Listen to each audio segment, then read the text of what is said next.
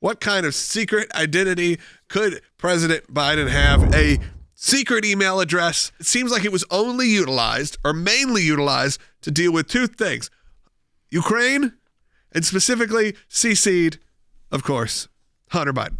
When you hear the statement of what Joe Biden bragged about, he bragged about it when he was out of office. This is Bite 5. Back in 2018. So just to give you guys if it seems very clear, it's also because it's from 6 years ago. Right. More than that. So here's what he decided to brag about when he went to go put pressure on Poroshenko in Ukraine. I had gotten a commitment from Poroshenko and from Yatsenyuk that they would take action against the state prosecutor, and they didn't.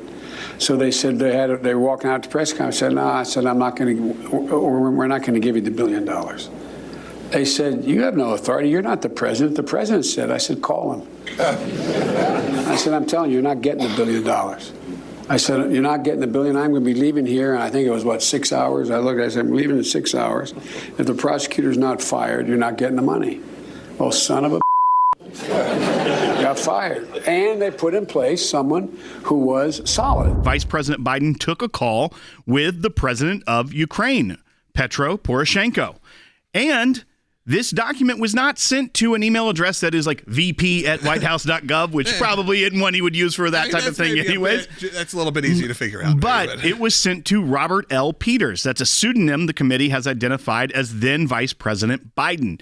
Additionally, the committee questions why then Vice President's son, Hunter Biden, and only Hunter Biden, was copied on this email to Vice President Biden. So essentially, they're looking into these things where, your schedule when you're talking to the president of Ukraine, the only person we're going to CC on this, we're sending it to Robert L. Peters, but we are CCing Hunter Biden. All of Washington, D.C. has decided to put 91 charges on Donald Trump. Think about that. 91 charges on Donald Trump. But the guy who, while in office, used a pseudonym in order to get foreign money is somehow escaping any type of charges, any type of indictment. Washington, D.C. is totally corrupt. The rest of us see it. Obviously, we are still in the middle of our life and liberty drive, and we can't do that. We can't do this work without you and your financial support. So right now, you told us the issues that you were concerned the most were liberty and protecting life and protecting the unborn. There was some news that came out. We discussed it a little bit yesterday. Federal appeals court just overturned the radical expansion of the abortion pills. And that was something that we had really discussed pretty much at length. We'll go over that more and more. But we are actively fighting at the ACLJ to defend innocent babies and the unborn and protect life at all costs from all levels, from unborn, born, through birth. And right now, every gift is doubled. So dollar for dollar, uphold pro-life laws, and we'll appreciate any support you could at aclj.org.